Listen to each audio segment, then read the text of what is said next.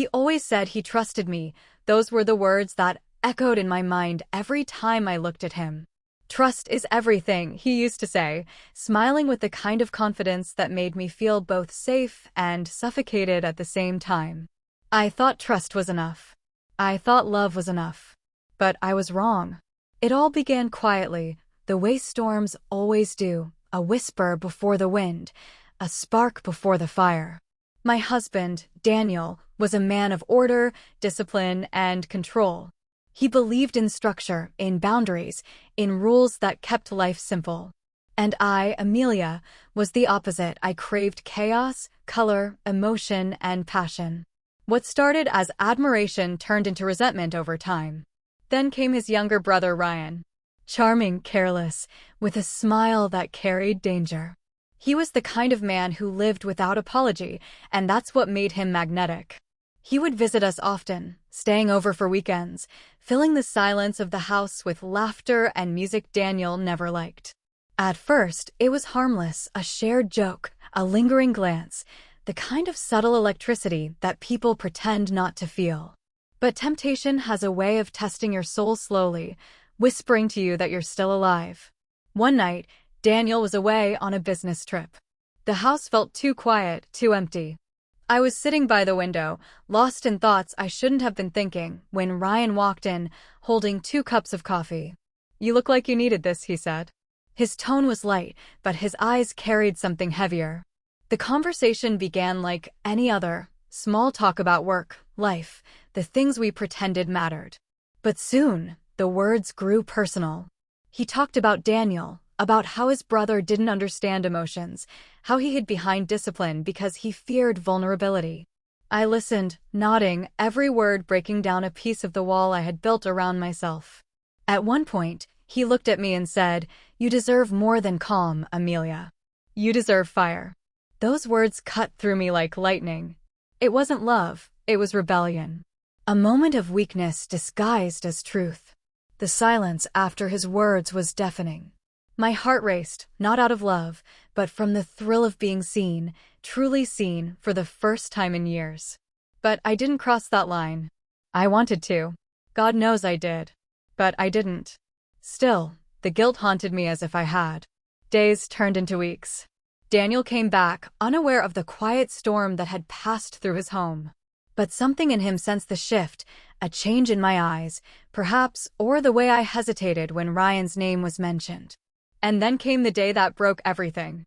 Ryan came by unexpectedly, his energy as chaotic as ever. Daniel was home, working in the study. The air felt thick, charged with unspoken tension. I tried to avoid him, but he found me in the kitchen, his voice low, teasing, "Calm down, brother, you still can't handle what I want." Daniel heard it.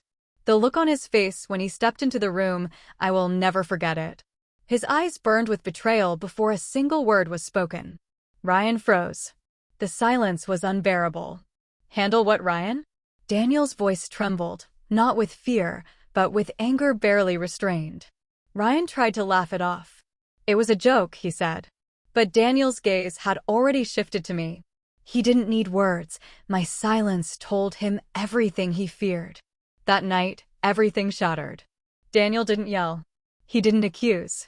He simply walked out of the house, leaving behind a silence that screamed louder than any fight could.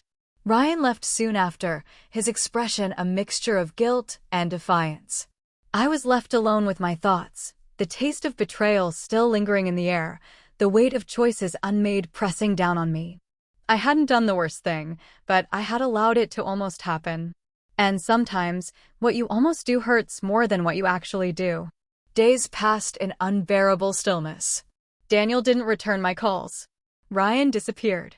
And I was left with nothing but echoes of laughter, of glances, of words that should never have been spoken. It took weeks before Daniel agreed to meet me. When he did, his face was calm, but his eyes were distant. "You didn't have to betray me to realize what you were missing," he said quietly. "You just had to tell me." "I didn't betray you," I whispered. He shook his head. "No, but you wanted to. And that's enough." That sentence broke me more than any accusation ever could. Because he was right. I had wanted to escape, not from him, but from the emptiness I had let grow between us. I had mistaken attention for affection, chaos for passion, rebellion for freedom.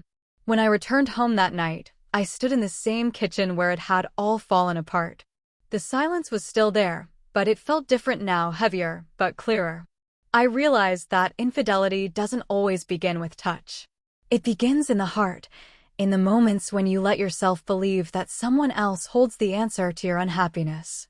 Ryan never came back. Daniel and I tried to rebuild, slowly, painfully, brick by brick. It wasn't easy.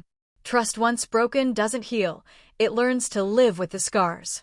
But I learned something too, that love isn't about excitement or adrenaline. It's about endurance, honesty, and the courage to face your own shadows. Sometimes, I still hear Ryan's words echo in my head, "Calm down, brother, you still can't handle what I want." They remind me of everything I almost lost and everything I fought to regain. And though the wound has healed, it left a mark, a quiet reminder that even in love, temptation will always whisper. It's up to us whether we listen or walk